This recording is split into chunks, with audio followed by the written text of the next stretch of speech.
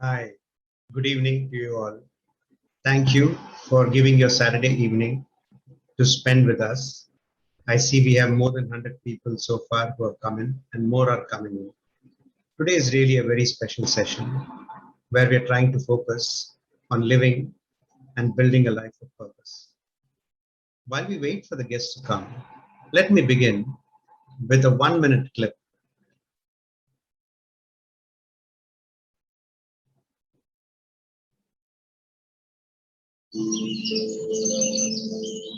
This is Lowell Brook in Berkshire. It's the stage for one of our most fascinating natural events, the first mayfly emergence. I'm One Show Wildlife cameraman Tom Hartwell. Mayflies have one of the shortest adult lives in the insect world. It's absolutely packed with action though. They swarm together in their thousands looking for a mate, which in turn attracts an army of predators. For some of these mayflies, their lives will be over in just 5 minutes. The lucky ones might manage a few days. Mayflies start life underwater, known as nymphs. They live on the riverbed, where they help to keep the water clean by feeding on algae and plant life. When the time is right, they shed their old skin, ready to take their maiden flight. When they first emerge, the mayflies are known as duns. As they rest on the surface, drying their wings, they make a tasty snack for coots and mallards. Those that survive fly to the bank, where they begin a second transformation. I can see an adult mayfly which has just emerged, leaving behind its drab old skin and reaching its final form. The adults are known as spinners, and they have one purpose in life: to breed. But time is of the essence. Adult mayflies don't have proper mouths, so it's impossible for them to feed. They are entirely reliant on energy reserves, and flying burns through those very quickly.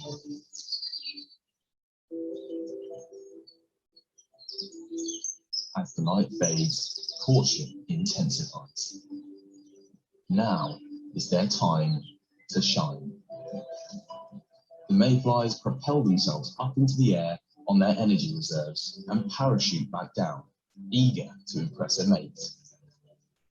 By swarming together in their thousands, these mayflies increase their chances of breeding successfully. Males grab the females with their elongated front legs, and the pairs mate in midair.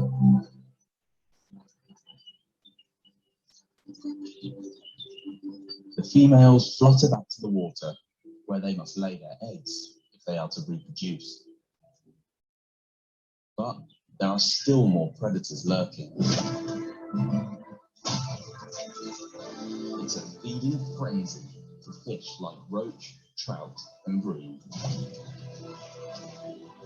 This female, at least, has mated, releasing her eggs into the water, where they will soon become the next generation of mayfly nymphs. The mayflies are now spent, but they have achieved their goal in life, ensuring the future of this fascinating yet fleeting spectacle.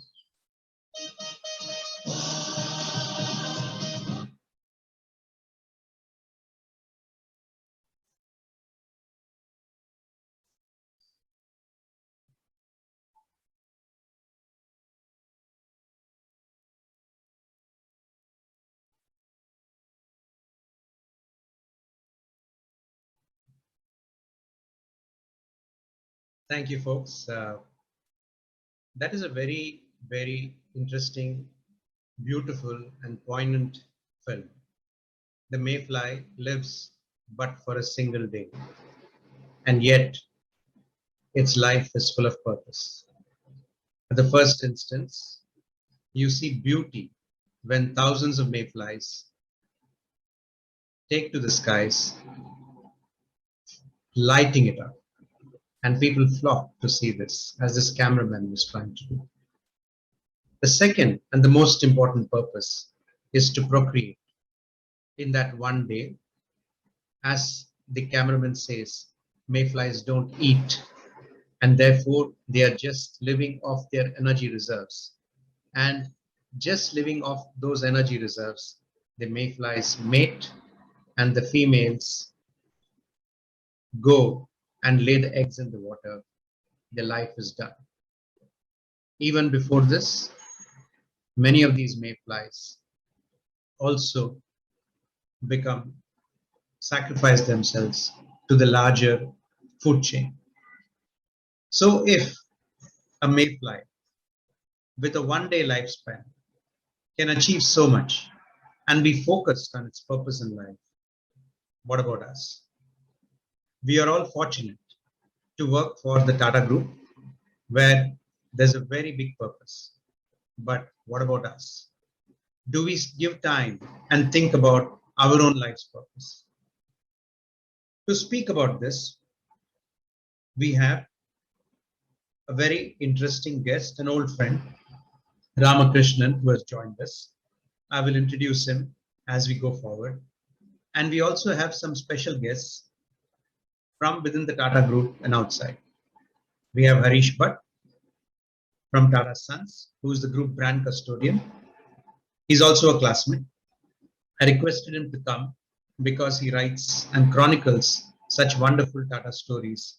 And I thought he will be able to embellish our session with some of the stories that he talks about.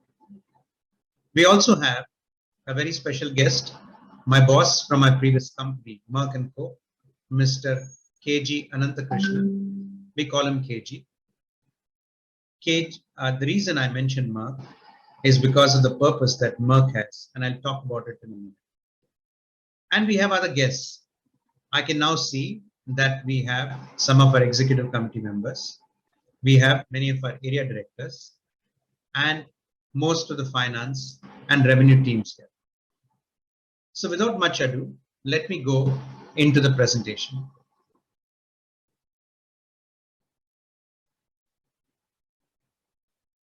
I wanted to ask, so the session is, how do I build and live a purposeful life? We have, as I said, a very special friend, Ramakrishnan, who is a batch senior to me at IIM Ahmedabad and lives in Chicago currently. After IIM Ahmedabad, he took up his job with Accenture and then went on to co-found a firm called Canway. He was the youngest partner in the firm, managing director for UK, then Europe. And Canway successfully IPO'd on the market on the NASDAQ. And finally, they were able to sell Canway to Capgemini. Now, Ramki lives in Chicago and is an investor. I first met Ramki after campus in London when Lakshmi and I were in Wembley looking for a dosa at the Sharavana Bhavan. So Ramki and his wife Saroj were there and we stayed overnight at his residence. And thereafter I met Ramki in Chicago as well. One thing, of course, struck me then and has always been a source of wonder is how spiritual he is actually.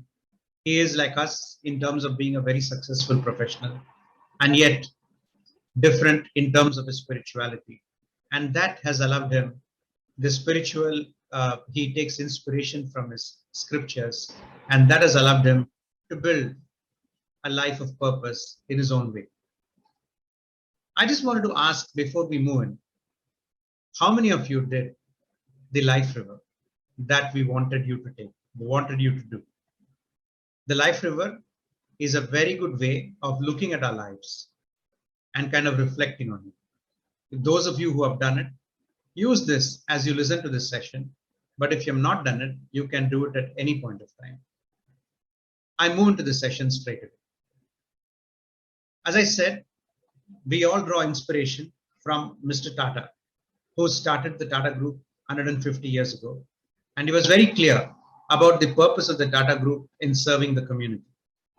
Another great inspiration for me personally is George W. Merck, who founded Merck & Co., my previous employer. George W. Merck said, "We never try to forget. that medicine is for the people. It is not for profits. The profits follow. And if you have remembered that, they have never failed to appear. What a most inspiring statement.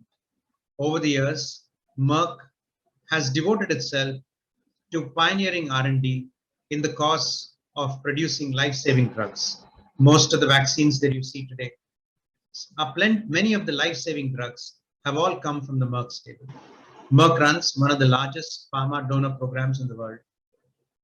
The most important one being the one on Mectizan, which is to prevent river blindness in Africa. There are other things that Merck has done, and I will leave it to KG to speak more about it when he comes and talks to us towards the end of the session. I thought I will begin with an inspiring mythologist who lived in the last century, James Campbell. James Campbell spent his life studying about the mythologies of the different geographies of the world. And he wondered when he looked at Alexander the Great, Jesus, Rama, Krishna, and others, is there something in common? And I think he came to the conclusion that all these heroes that we talk about have a quest, and the path toward that quest has its ups and downs. Take the story of Rama. He had a quest to defeat Ravana, but he went through 14 years of Vanvas, and that was his downs as he kind of moved towards that quest. Take Jesus. He had a quest to spread the message of God, and yet he sacrificed himself in front of his own devotees. Alexander the Great went through troubled times as he kind of conquered different parts of the world. So all these heroes, as Joseph Campbell says, have a quest. They all have a quest in common, and they spend their lives towards that quest.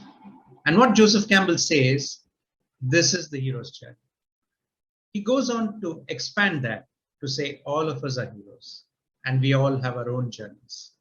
As we go towards our purpose of life, as we sort of seek out our purpose of life, we spend our lives towards that purpose. We all have our ups and downs. I thought I will share today my life's journey. Bill George, in his book True North, said, our life stories define us, which is true. Our life stories define us, and the way we talk about it also defines us. Many times when I interview people and I ask them to tell them and talk about themselves, many times I'm disappointed because people don't use the opportunities to talk about their life stories. Here, I'm making a humble attempt to share my own life story. It has been very enriching for me, yet it has had its ups and downs. And through this journey, I think I begin to understand a little more about my own life's purpose. So here it goes. Early childhood and education. High academic track record was something that characterized my early childhood. One thing to note is that my father was in the telecom industry. He was living in Bombay. We were living in Chennai. My mother brought us up. In a way, we were brought up by a single mother. My dad was a gold medalist in BA economics, and my mom barely passed SSLC. In fact, she had to repeat an exam. So she was scared that she should not be blamed in the upbringing of the children. So all she told us was, make sure, children, that you study. So high academic track record was something that we had to do. We couldn't do sports, we could do debates, we could do quizzes, we could do all of those things, but sports we could never do. And I think we excelled in some of the quizzing. And in 1978, I just wanted to mention, since we are all working for the Taj, that I staged in Taj Kulaba in 1978 when I was in class 8, I think. It was such an honor for me. In Chennai back, we were living in a very small house. And here I was, even for a day, a king for the day, if I can say, staying at Taj Kulaba to come for the zonal semifinals, all India semifinals of the quiz contest. But that was one of those moments. The death of my grandpa and uncle was particularly difficult for me. My grandpa, my mother's father, that is, was a big influence. I remember the days when I would sleep next to him and he would tell me all about Shakespeare Merchant of Venice, poetry, Wordsworth, mathematics, and the like. My uncle was a very big influence on all of us. At 39, he was a CFO of a PSU, and he tragically died trying to pluck mangoes. In fact, I was with him 5 minutes before he fell down and died. Those two deaths had a huge impact on the family and on me. And I think just reminds us all, though I didn't realize it at that point of time, especially when my uncle died, that life is fleeting. And that is something that you learn to realize as you grow up, actually, that life is fleeting. And as we think about purpose, what is it that we need to do to make it meaningful? IMA happened in 1985. Honestly, this was amongst the many, many things which happened to me as sheer good luck and God's providence. Three of us were studying for our chartered accountancy, and we decided to write CAT for a laugh. And we got it. And after getting it, all our friends and relatives said, please go and do your MBA in IIM Ahmedabad. And life has never been the same. I'm so grateful for the opportunity to have studied at IIM Ahmedabad. A lot of what I am today is thanks to the upbringing at IIM Ahmedabad, the early upbringing, and all the friends and companies that I've worked for. From Ahmedabad, I joined IHCL. That's a company which nurtured me. They gave me multiple roles in different cities. Some of the most fantastic relationships came through this company. I left ITC in 1995, and yet 26 years later, some of our best friends are those who are my former colleagues in ITC. We celebrate our successes, we celebrate our family's successes and children's successes even today. And so ITC has meant a world to me over the years. I met my wife Lakshmi there. She was working in Guntur. And when I was transferred to Guntur, I said, gosh, where am I going? And lo, not only was the work experience fantastic, but I also met Lakshmi there. And so I must be grateful to the company. And once again, I would say it is another stroke of good luck there. What I was struck with IPC was that it was a mother company. ILTD was the division I worked for, which worked with the tobacco farmers and brought them up. I was a field accountant going from district to district, helping the company in purchasing tobacco in one district called Eleshwaram, which is outside Rajahmundry, a tribal district by 25,000 tribals who lived a lazy life, drinking and kind of working off honey collection and beekeeping, etc. We brought them up by giving fertilizers, seedlings, money for cultivation, helped them in cultivating tobacco, and lifted the whole community up. And I was part of the journey to see the neighborhoods, the local communities thrive. Actually. So ILTD to me has always been a fantastic mother company to the farmers and a great purpose for a company to have. Over the years, ITC, of course, has demonstrated that time and again in terms of their work with the farmers. ITC, as I said, gave me multiple roles, and I did work in Dubai for about 2.5 years. While it was a fantastic international posting, the first one for me, I think it also showed me what poor risk management can do. A company which is a mother company at one level in Guntur and other parts of India lost a lot of money in its international operations, demonstrated poor risk management, and that was a jolt very early on in my career.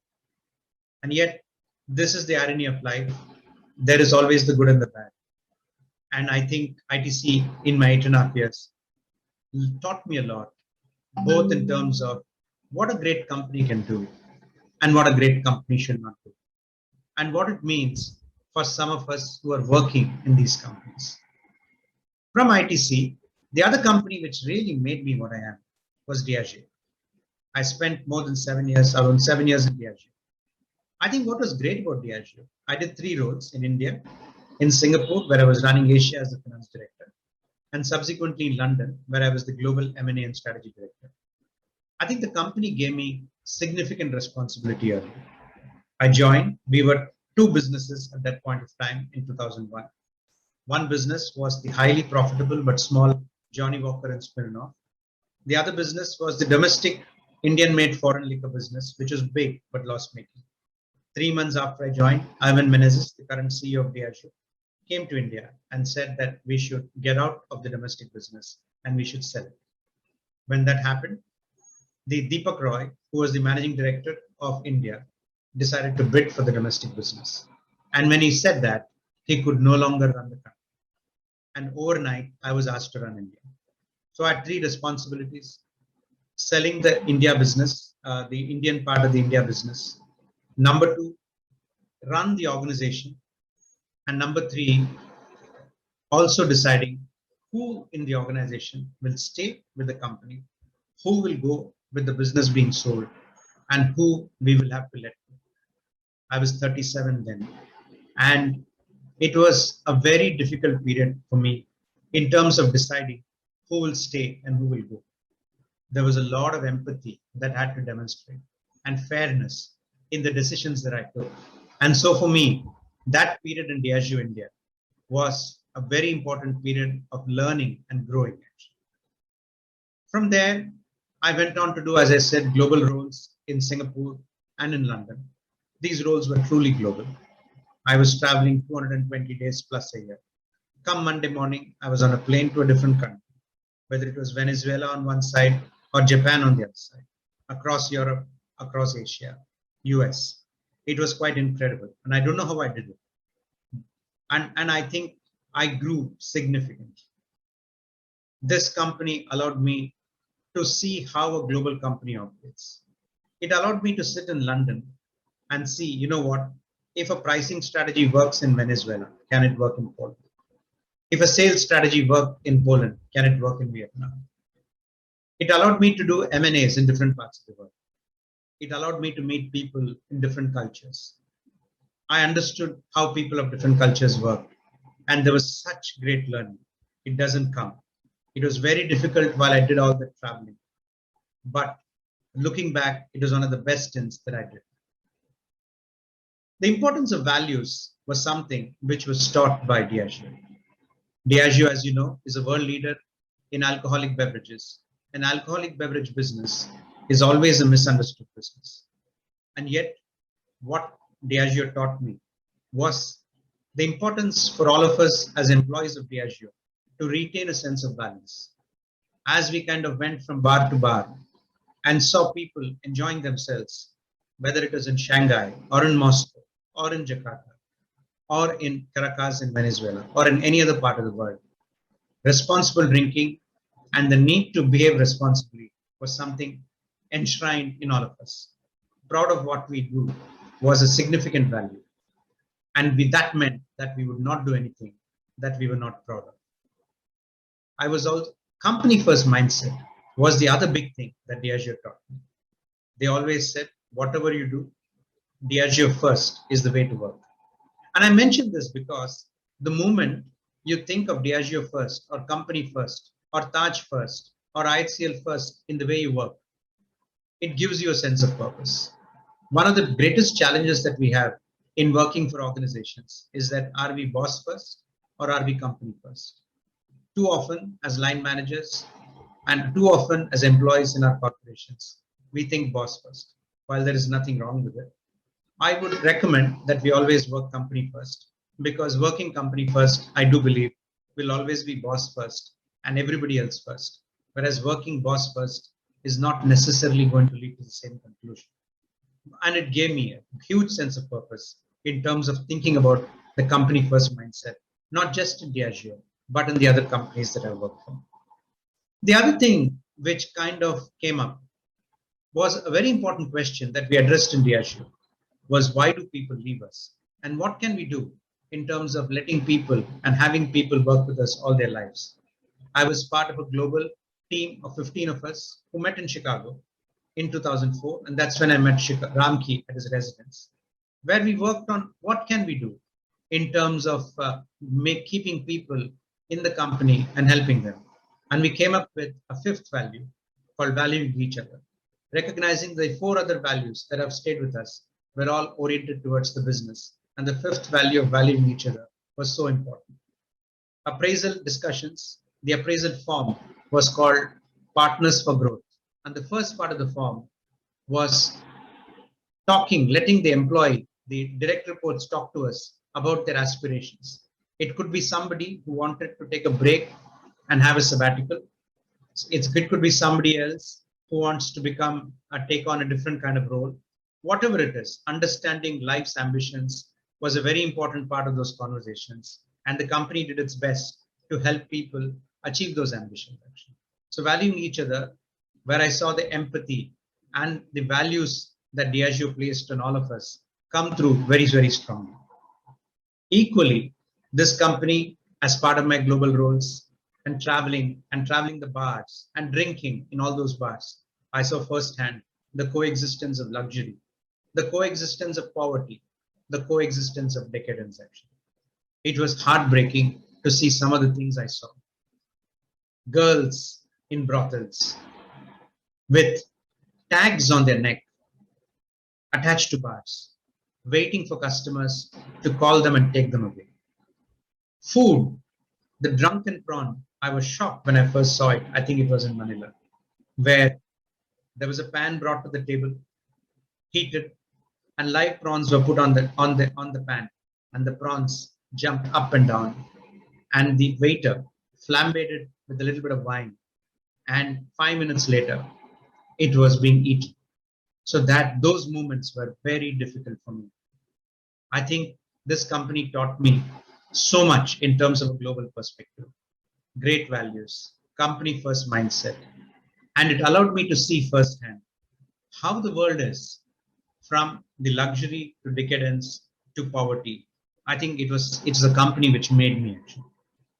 Towards the end of my stint, the company sent me, because this was a great learning university, the company sent me to a program on authentic leadership. And that was the beginning of a very important change for me, which is, am I spending too much time on self and career? The thing is, we had all got married, we were building our own families, and yet we were not spending time with the families. We were just focused on work, traveling 220 days incessantly and only staying for weekends meant that I did not spend enough time on the children. My wife was much wiser. She was working in ITC and she gave it up because she wanted to spend time with the children and bring up the household. So for me, that was a starting point where I realized life is not all about work and I need to do something in terms of spending time with the family. Role in family, providing versus nurturing. I think from that point on, we came back to India from London. There was stability. One of the things that Lakshmi and I decided is that whatever happens to me, I think we will all be in Bombay and we will make up a professional life in Bombay and not disturb the children. In fact, in life, we go through multiple stages. The first stage is up to your education, you are protected and nurtured by your parents. And then you move out. For me, it was when I moved out of home to go to IIM Ahmedabad and then to ITC. That was a time when you're leaving the cloistered, protected home environment into your own life. And that is a point of time when the way you're nurtured helps you drive the values by which you live. Equally, as you move and start working, you start building on it with your experiences in your working life. And then you get married. In my case, Lakshmi was a Tamilian, I was a Maharashtrian. It was very difficult. I was the first child of my parents. My mother was the matchmaker to the society. And so for them, they did not understand why I would not marry a girl from my own community. It took me 2 years to convince them, and many years later to convince them that this marriage was a success. But that was the second point where you break away from the family in terms of its values. Your parents, your family worries about whether you want to live up to the family values and how will this marriage work. Now comes the third stage where you are building your own family with your wife and kids, and yet you spend your life traveling around the world and not spending time in terms of nurturing the family that you are bringing up. In my case, it was more Lakshmi who was nurturing, and I was only the provider, bringing the cash home at the end of the month, which can pay for all that we needed actually. And my wife would constantly remind me that you are only the provider, Giri. You're not the nurturer, actually. And I think from 2008, I have tried to go in terms of becoming more the nurturer and taking more active part in family. Giving kids what they want is something that we have tried to do with our kids. Both our kids are educated now. Our elder daughter works in a bank, and she's about to break away from us and go and work in Europe and hopefully get married thereafter. Our son has decided to do music, and we are supporting him in that. And I think giving kids what they want, I think, is a very important part of nurturing and purpose as well. One of the most important things which happened after we came back from India was the death of my father, 3 years after we came back. I have a lot of regrets because after I came back from London, I had a disagreement with him on some matters which today looks ridiculous. And for a period of a few months, we did not speak. Not that he did not want to speak, but I did not speak. And yet, 2 years later, he was in hospital. Of course, we made up, but when he was in hospital, it just struck me, what did I do? What is the reason that what was so important that you had to have a difference with your dad? And a few months later, dad was gone. He's now a memory actually. And I think this is a very important thing for me in terms of saying that in terms of the nurturing, not only of our children, but also of our parents as they get older, and kind of giving them the comfort and being with them. The other thing is when my father passed away, the other big change which happens is that is the third moment which occurs when you do not have the family which nurtured you. So in terms of the values that you are living thereafter, how much of that has come from the parents who nurtured you? How much of that you have chosen to live and adopt? And how much of that you have adapted and moved on? I think that's the third bit which happens. So first, when you move out of house for education. Second, when you get married and build your own family. And third, when your parents pass away. I think very important in terms of thinking about how you kind of integrate and live a life of values as shaped by your parents, your companies, the places you work, your wife, your kids, and everything else actually. And I think one of the things which has happened in the last few years, I think I've begun to focus more on the inner me. It is less about the work I do. It is less about the environment. It's less about the positions and the money. It's more about the inner me. And that has given me a lot of peace actually. Practicing giving has become something that we have started. Lakshmi is much better at it than I am. And I did start 10 years ago to keep a daily gratitude diary, to thank for all the little things that have happened that day. And ultimately in life, it's the little thing which matters. You think that life has taught you enough. You have traveled the world. You have learned a lot. You have tried to become more focused on the inner self. And yet, there are new things that life teaches. I was working for this big pharmaceutical company. And those of you who have seen me in my cabin will see the certificate, the plaque that I displayed behind my desk. It's the award that I got for being the CFO of the year for enabling a turnaround. The company had gone through a very significant downturn and was in Chapter 11 equivalent resuscitation. And I was part of the journey in helping it to get back to fantastic performance. From a minus crore profit after tax, we went to plus 1,500 crores profit after tax. The market cap of the company increased by 18 times. But I was working with someone who knew everything. Everything was the I. I have done it. Not totally transparent. In fact, he told me, Giri, he was irritated by my own transparency. He says what is important is apparent transparency. You have to appear to be transparent, but don't have to be so, was the advice. Bosses come in two types. I would like you to read this book called Multipliers. There are bosses who believe their employees are great and work as multipliers of the teams that they manage. And there are bosses who work as diminishers in terms of not helping employees grow. In fact, they work against the employee interests. And I had a boss like that. And so, despite being celebrated, the world was clapping for the business turnaround. The world was clapping us all. The world was clapping us, clapping me for the part that I played in the turnaround. And yet, I was being interviewed by KG in terms of to join Merck. What really helped me at this point of time was the equanimity.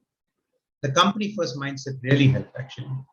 Whatever I did, I worked in the spirit of what is right for the company. Equanimity when you're dealing with a difficult internal environment was a big help to me. A strong mental resolve to do the right thing. I could have easily collapsed because my boss was the largest shareholder and the chairman of the company. And yet the strong mental resolve helped me to do what was right for the company and live by my values. And finally, the strength to walk away. So that was very painful. And I wish the company all success. The company has gone through, in fact, the day I left, the stock market, the stock fell 6%. And of course, subsequently, the company's market cap dropped because of certain other reasons. And the company has been kind of, is there today. And I'm very grateful to this company for the fantastic professional opportunity to help with the turnaround, but also to give me such big learnings of some of the things that I should never do and not be carried away by success at all. And I think that was one of my biggest learnings in this company. And then, of course, I joined Merck. And what Merck did, in fact, when you switched on your laptop every single morning, this would come up on your laptop. What we do matters, but how we do matters even more. So Merck & Co. was kind of supreme in terms of its espousal of values. Patients first was something that it lived by completely, actually.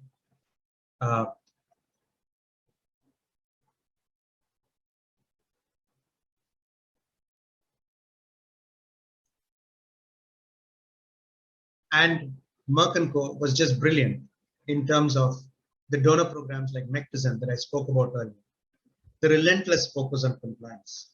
And so I'm so truly grateful to Merck for all these experiences, actually. And now, of course, I work for the Tata Group and the Taj, where we see similar values play out on a daily basis. I think this is my life journey. I think Ramki calls it the life river. I'm reminded of Clayton Christensen. He was a professor in Harvard Business School. He died last year. In 2010, he spoke to his students and wrote a seminal article called How Will You Measure Your Life? So he basically talked of three themes. First, how can I be sure that I'll be happy in my career? Second, how can I be sure that my relationship with my family become an enduring source of happiness? And third, how can I be sure that I'll be stay out of trouble? If you look at my life river, I think all the three elements are there in terms of happiness in career, happiness in relationships, and to make sure that we stay out of trouble. I hope my life story has been of some use as you think of your own life story. The thing about purpose is that it is not discovered at the end of life. I don't think we should wait for an epiphany. It doesn't come to us one fine morning. Life is lived forward and understood backward. It is important to lead an intentional life. And what the Life River exercise, the timeline that I just discussed about myself helps, is that it allows us to look at our lives and reflect on them. It's important for us all to constantly reflect backward, observe and learn, and decide how the next phase of life will be lived. Ramki calls it the life river. And I'm just reminded of a little poem that I studied when I was in school. It's a Hindi poem, aptly called Lagu Sarita. And I think in all our lives, we are like the Lagu Sarita, the small river. And the poem goes like this. ये लघु सरिता का बहता जल कितना शीतल कितना निर्मल हिमगिरी के him से निकल निकल ये विमल दूध सा हिम का जल कर कर नाड़ कल कल चल चल तन का चंचल मन का मिहवल ये लघु सरिता का बहता जल. This part of it almost reminds me of the growing up, where the little stream gets off from the snow-capped mountains and playfully goes down the mountains and enjoying its life, which is what happens to us when we are studying. And then, of course, other things happen. ऊंचे शिखरों से उतर उतर गिर गिर गिरी की चट्टानों पर कंकड़ कंकड़ पैदल चलकर दिन भर रजनी भर जीवन भर. Exactly this, guys. कंकड़ कंकड़ पैदल चलकर ऊंचे शिखरों से उतर उतर गिर गिर गिरी की चट्टानों पर. The river falls on rocks and walks on rough pebbles. And that's exactly what happens with our life. And yet, as the poet says, Nit jal kar bhi kitna sheetal. And that's the beauty of it. As you go through life, with the ups and with the downs, with the easy times and with the tough times, can you still be as sheetal as the river actually? I think that is really the beauty of life, guys. And at this stage, I will pause. I just want to see if there is anyone who has anything to share. And then we will move on to the main session with Ramki. Thank you.